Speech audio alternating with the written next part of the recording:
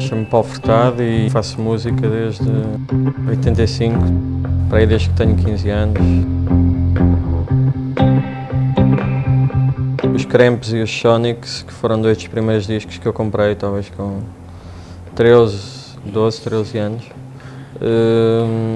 acho que me influenciaram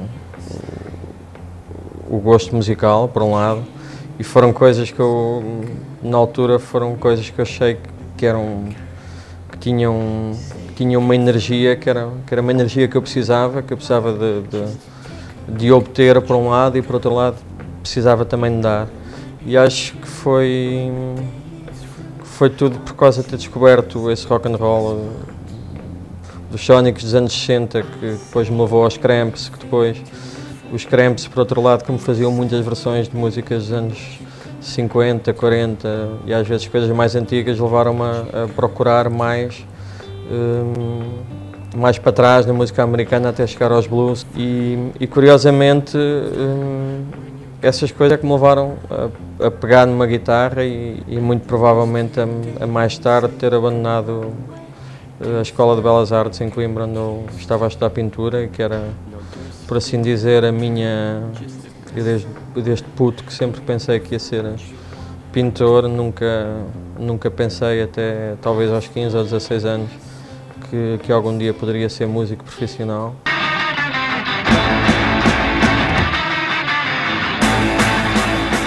Os Teddy Boys creio que surgiram em 89 e depois devemos ter feito os primeiros concertos a partir de 1990. Era uma música, sei lá, rude, primitiva, violenta às vezes e portanto acho que isso quando tu tens 20 anos, 20 e poucos anos, 18 anos, isso te toca de uma maneira muito mais intensa.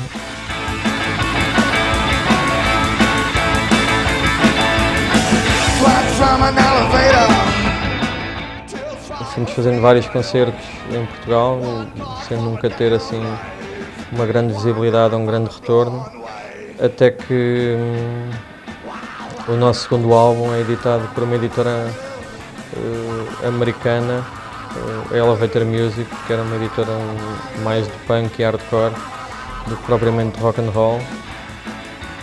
Coimbra era e é um local complicado, as mentalidades são muito fechadas. Depois acho que nós aparecemos um bocado na sequência disso.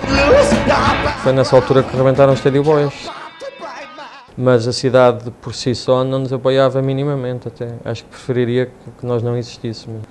Acho que foi em Portugal, não sei se mais alguma vez isso aconteceu, mas que eu vi isso não. Acho que foi o único local onde putos mudaram o rosto de uma cidade, criaram um movimento para outros putos, como se fosse provavelmente num sítio mais influente da Europa, se calhar teríamos conseguido influenciar mais coisas, mas acho que naquela altura o que nós conseguimos foi impressionante, de certo modo.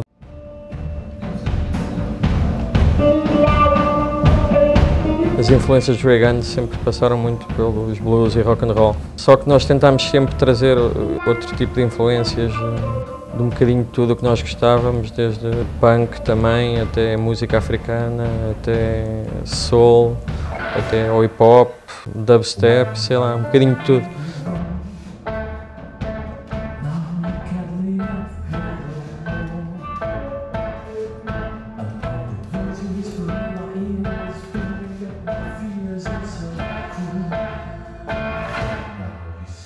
Tentámos sempre, de certa forma, que os Reagan fossem uma banda aberta ao mundo. Não gosto de fazer coisas demasiado fechadas dentro de um estilo, ou que não possam, de repente, ser influenciadas e transpirar outras influências para dentro da banda. Portanto, os Reagan foram também mutando um bocadinho à medida das pessoas que foram entrando e saindo da banda e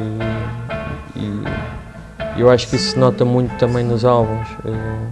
Por exemplo, desde que de repente temos duas vozes femininas, a Raquel e a Selma, torna-se óbvio que vamos trabalhar em harmonias, que as harmonias de vozes são coisas que temos que trabalhar em conjunto com teclados.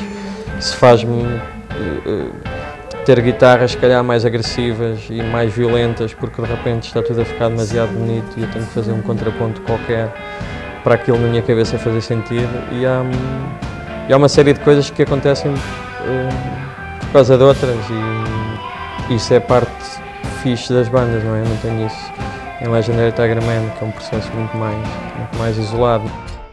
Acaba por ser uma espécie de tributo a dois projetos que eu gosto muito. O Legendary vem de um outro one-man band que se chamava Legendary Stardust Cowboy, e o Tiger Man vem de uma canção do Rufus Thomas. Acho que o maior obstáculo de sempre para Legendary Tiger Man foi o próprio formato em si, e eu acreditar no formato suficiente para o levar em turnê. Isso acho que foi o primeiro momento. Depois eu acreditar que aquilo era uma coisa válida e que valia a pena estar a fazer aquilo e que era artisticamente válido, que eu inicialmente não acreditava muito.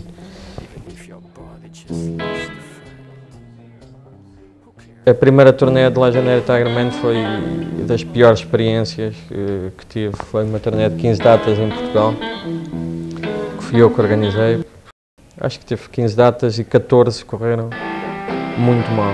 As pessoas adiaram e chegava a parar os concertos a meio para expulsar pessoas da sala, ou vice-versa, ou ter discussões estúpidas com as pessoas.